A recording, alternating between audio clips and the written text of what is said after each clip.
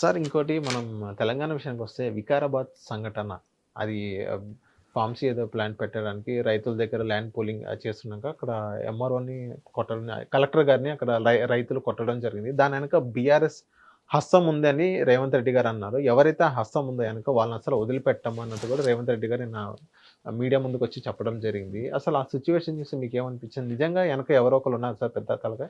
2 విషయాలు చెప్తాను సార్. తెలంగాణ పోరాటాల గడ్డ. అవును. తెలంగాణ ఉద్యమానికి నాయకులు కొరవ ఉండదు. మీకు ఇంకోటి చెప్తాను, ఎప్పుడైతే వాళ్ళకి ఆ ప్రాంతంలో ఉన్న ప్రజలకి బాధ కలిగినప్పుడు ఉద్యమ నేపథ్యంలో విపరీత ధోరణే ఉంటుంది. తెలంగాణలో అదేం కొత్త కాదు. ఎందుకంటే ట్యాంక్ బండ మీద సకల జనుల సమ్మెకి జ్ఞాపకం ఉందా మీకు? అవును. సో ఇలాంటివన్నీ చూసిన తర్వాత కూడా ఇంకా తెలంగాణలో ఉద్యమాలను ఎండ్ చేస్తాం, లేదంటే వ్యక్తుల యొక్క మనోభావాలు విఘాతం కలిగించేలా మేము నిర్ణయాలు తీసుకున్నప్పుడు ప్రజలు తల వంచుకుని ఉంటారు, బానిస బతుకులే బతుకుతున్నారు అన్నది ఆ రజాకారుల దగ్గర నుంచి ఎప్పుడో పోయింది. పోరాడితే పోయింది ఏం లేదు, పోరాడితే సాధించుకుంటాం అన్న దానికి Telangana is a proven example. So ఇవాళ కొన్ని నిర్ణయాలు ప్రజా శిరోధార్యంగా ఉన్నాయా లేదా అన్న దగ్గర లేనప్పుడు ప్రజా బడబాగ్నిని అధికారులైనా నాయకులైనా భరించవలసింది. నేను ఖచ్చితంగా కలెక్టర్ గారిని కొట్టిందని నేను సమర్థించట్లేదు, తప్పనే చెప్తున్నా. కానీ ప్రజాస్వామ్యంలో ప్రజల యొక్క మనోభావాలను గ్రహించి దానికి అనుగుణంగా చేస్తే ఇలాంటి ఉపద్రవాలు ఉండవు.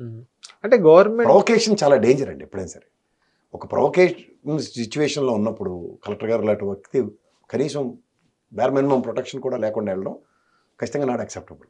ఓకే.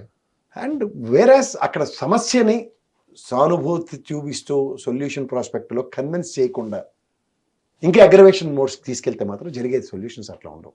సార్ ఇదే వికారాబాద్ సిచ్యువేషన్ చూసినట్లయితే ఇప్పుడు చాలామంది ఏమంటారంటే ఇప్పుడు ప్రజలు అక్కడ ఒక మంచి జరగబోతుంది, కాకపోతే ప్రజలకి అది అర్థం కావట్లేని పరిస్థితి మనం చూస్తున్నాం కదా.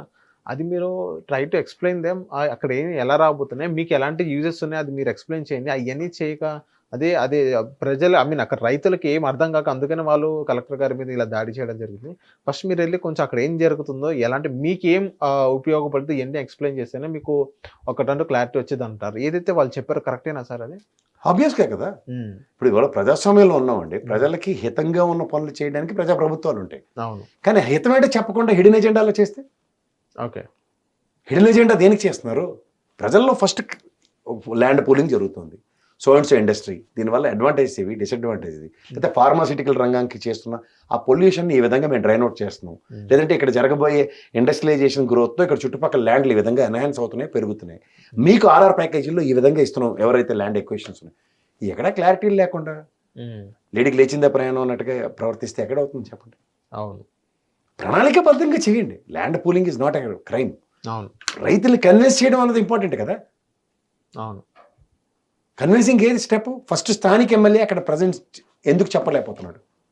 వికారాబాద్ ఎమ్మెల్యే ఉన్నాడు కదా, ఆయన ఫస్ట్ ప్రజల్లోకి వెళ్ళి ఇది మనం చేయబోతుంది, నేను ఒక ఎమ్మెల్యేగా గెలిచి ఇక్కడ మనకి ఉపాధి కల్పన లేదంటే ఈ విధమైన గ్రోత్కి మనం వంతు సహకారం ఈ విధంగా ప్రభుత్వానికి అందించాలి అని ఆయన రిప్రజెంటేషన్, ఆయన ప్రజెన్స్ లేకుండా కలెక్టర్ గారు వెళ్ళి దెబ్బలు తిన్నారు లేకపోతే ఎంఆర్ఓ గారు దీని మీద పొలిటికల్ గేమ్ చేద్దామంటే ఎట్లా అవుతుంది ప్రాక్టికల్గా? ఓకే. సో ఏం చేద్దాం అనుకున్నది ప్రజలకు ఫస్ట్ కన్విన్స్ చేయండి. ఓకే. చాలా మార్గాలు ఉన్నాయి చెప్పడానికి. అవునవును. ఇవాళ ఈ రోజుల్లో వెళ్తే కొడతారని భయం ఉన్నప్పుడు మాధ్యమాల తరపుగా చెప్పండి, ఓ చాటింపు వేయండి,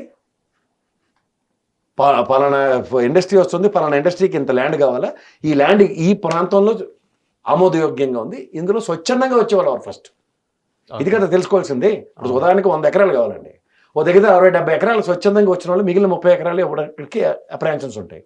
ఆ 30 ఎకరాలని ఈ 70 ఎకరాలు ఇచ్చిన వాళ్ళతో సమన్వయపరుచుకొని సంధానపరుచుకొని వాళ్ళకి ఆపర్చునిటీ వేరే విధంగా క్రియేట్ అవుతుంది అన్న దాన్ని ప్రభుత్వ బాధ్యతగా చెప్పకపోతే ఇది ఎక్కడ విడ్డూరం అండి. అవును.